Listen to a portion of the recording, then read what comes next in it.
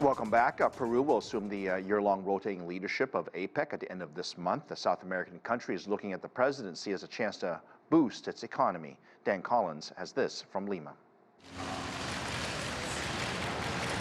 Peru has held the presidency of the Asia-Pacific Economic Cooperation Forum twice before, but this third occasion could not come at a better time. Peruvian Finance Minister Alex Contreras announced last month the economy is in recession for the first time in 25 years, not including the COVID-19 pandemic. The last two times that Peru held the APEC presidency, in 2008 and 2016, it was one of the region's strongest economies, reportedly bringing in nearly $9.5 billion in investments. It's hoped that hosting the forum of 21 Pacific member economies could throw Peru a lifeline. The APEC presidency will give us this exposure, and our main partners actually are in there, the United States and China. China is our first economic trading partner, but also one of the, if not the most important, one of the most important investors in the country. Peruvian officials say the APEC presidency helps promote the image of a country as a place to do business. Peru has a lot of untapped mineral wealth and fresh food production to offer the world, and the Pacific Rim is home to its two largest trading partners. Expanding trade could be key to reinvigorating its flagging economy. Peru has more than 20 bilateral free trade agreements, and with the construction of a new Pacific port in Shanghai, Peru hopes to become the export hub for South America. The $3.6 billion project is a private venture between Chinese state-owned conglomerate COSCO Shipping Ports Limited and the Peruvian mining company Volcan. The slogan for the port is "From Shanghai to Shanghai." China is also counting on cooperation among developing countries in the global south, particularly regions of Latin America. And China is putting a lot of emphasis on the South-South cooperation, because I think in the end they realized South-North, it's a little problematic. The APEC members represent 62% of the world's economy. Just as it has before, Peru is betting on APEC to boost its foothold in the global economy. Dan Collins, CGTN, Lima. Back in the U.S., one company in the Midwest has a big stake in the China-U.S. trade. Wangsheng America Corporation has even helped save businesses and jobs. Dan Williams met with Jinping, the owner of the company, in Illinois. He's also the vice chair of the China General Chamber of Commerce in the U.S. Yin busily inspects his warehouse. But we have too many of those. Wangsheng America Corporation, based in Elgin, Illinois, near Chicago, is an incredible success story. In 1994, Yin founded the company with an initial $20,000 investment. Since then, it has grown to become a $4 billion conglomerate with interests in auto parts, clean energy, private equity, and real estate. Over the years, Yin has watched the ebb and flow of relations between the US and China. Can you bring it over? Although in recent times, that relationship has been characterized by tensions. Obviously, it is very challenging. But I call there's two trade relation, right? One is a true business trade relation. The logic has not changed. However, on top of that, there is another layer of the trade relationship. This is a political trade relationship. That is absolutely terrible. That has caused, a lot of loss for people on both sides.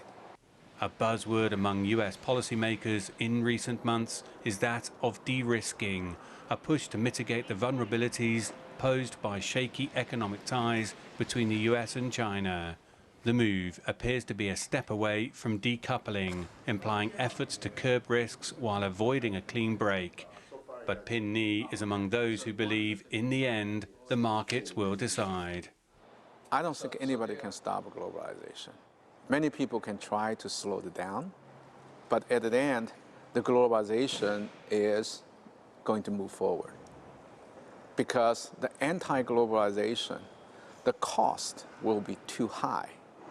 Despite recent tensions, Chinese companies still invested more than $28 billion into the US last year. Although that's down from the high of nearly $39 billion in 2019, it's about double the amount Chinese firms invested in the US in 2015. Added to that, the two-way trade between the two countries last year was worth almost $700 billion, a record high. I do have a hope. The hope is that the leaders on both sides can be rational, can be professional, can be open-minded, can focus on the people's benefit from these two countries. If they do that, I'm confident both sides can find a way to move forward. There will be many business leaders around the world who'll be watching the meeting between the US and Chinese presidents very closely. Dan Williams, CGTN, Chicago. Expert insight now on the APEC in the context of the global economy. William Lee, Chief Economist, Milken Institute. Good to see you again. Thanks for having me, Phil. The expectations are as high as I've ever seen it. Share with us a bit about the significance of this Xi's visit to San Francisco and also this meeting with the Biden is happening tomorrow. The APEC meetings bring a huge menu of economic opportunities, and President Biden and President Xi are going to be at the fulcrum of getting these opportunities enacted. We need to sort of reduce the tensions between the U.S. and China first of all. We have to be able to allow trade to happen in a way that benefits all countries in the membership. And what the discussions are going to center on are digital economy, green and sustainable infrastructure projects, all of the things that China has opportunities to offer to members of the APEC countries, and which the United States can also participate. So I think getting the rules of the road straight between the two leaders is absolutely critical, because once we do that, China will present, I think, a new picture of Belt and Road, a greener, smaller, more sustainable projects, easier to finance. The United States will say technology is available to all if we ensure domestic security, and getting these details down is going to be absolutely critical, and that's what the focus of the discussion is going to be. When you listed the priorities of what's happening the past couple of years between the U.S. and China, we've gone through a variety of both challenges and opportunities. What's going to be at the top of that list? I know you listed some of them, but I meant in greater detail as to what is the expectation that perhaps what President Biden may ultimately discuss or agree to? First requirement, I think, is that they're going to have to iron out a way of establishing and maintaining communications channels. President Xi and President Biden both have said it's important for us to be able to get in touch with each other. If the military requires a call, we accept each other's call. That's the first agreement. The second agreement would be about trade and the constituents of trade. Now, it's going to be hard to iron that out at this meeting, but I think an acknowledgement that that is a high priority topic that both of them are going to work toward is absolutely critical. Treasury Secretary Yellen has already hinted that we need to promote economic opportunities between U.S. and China, because that will spill over to all of the APEC members. Speaking of all the APEC members, if we had this discussion a couple of years ago, we'd be talking about the pandemic. That's clearly over. The recovery is very much in place. We are now past the peak inflation concern throughout most of the world. What are the APEC countries worried about now? I think right now it's a matter of having food security. In all this world of geopolitical tensions, it's very hard to tell whether grain prices are going to be going up or going down, whether there be shortages. And I think the kind of security that the U.S. and China leaders can try to establish is to say, look, we recognize there's a lot of conflict around the world. We, as the two largest economies in the world, can do something about it. And we will all take an active role in trying to promote a more reduced level of geopolitical risk. That's the first requirement, to stabilize security. And once you stabilize security and job opportunities start to open up with trade, that's when you have income security, and that's when you start to develop growth, both in China and in the rest of the world. You think about it from the Chinese perspective, President Xi, obviously a very big moment for him in San Francisco, back on U.S. soil. He has a long list of things that he wants to sort of remediate, if you will, to solve. What's on the top of his list, and what do you expect perhaps at the end of these discussions, what statement might be made? Great question. In fact, I think the most important meeting is not the meeting between President Xi and President Biden. It's the meeting with President Xi and all the CEOs at the dinner that'll take place. President Xi has to convince foreign companies to come back into China big time, because American companies and foreign companies represent only about 3% of all Chinese companies in China.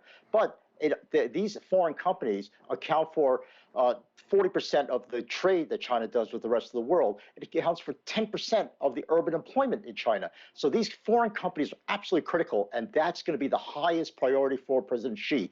Convince foreign companies China is open for business, and you're all welcome back.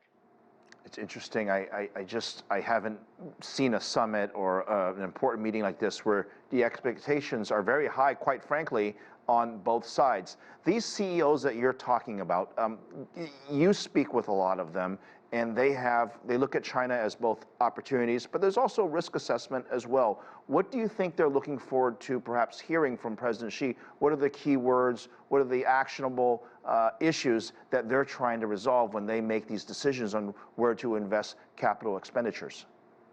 The talk for the last 6 months to a year has been the question, is China still investable? Can we still put more money into China? And people have got a little freaked out over the fact that, well, a lot of information is getting centralized. I really can't get my due diligence done in China because a lot of the companies I depend on to get the information to do due diligence, they're being shut down or being shut out of China. And some assurance on the part of President Xi that we will allow companies to come into China and investigate economic opportunities in the way that they do in every other country in the world. They do their due diligence, they find out the good opportunities, they find out the good companies, and they put the money there. That's the process that President Xi has to ensure that China will allow to happen in China as it does in the rest of the world. I think, look, the good news, the glass half full view of all this is that discussions are continuing. We saw a number of U.S. executives travel to China in what appears to be successful discussions. We've seen U.S. officials travel there and vice versa. So definitely the tone of the last, say, 3, 4, 5 months is very different than it was earlier in the year. What do you think changed? And I got to think it's a great positive. Well, both sides are doing a charm offensive. Both the Chinese officials and the American officials saying, look, we know we've gone overboard. We went way nuts with our rhetoric. Let's tone things down. Let's come back to where we were benefiting each other. And I think that's the attitude that's now come back into the scene, and I hope it stays. Yeah, it's nice to hear some talk of common ground. We could use a little bit more of that. William and Lee, good to see you. Thank you.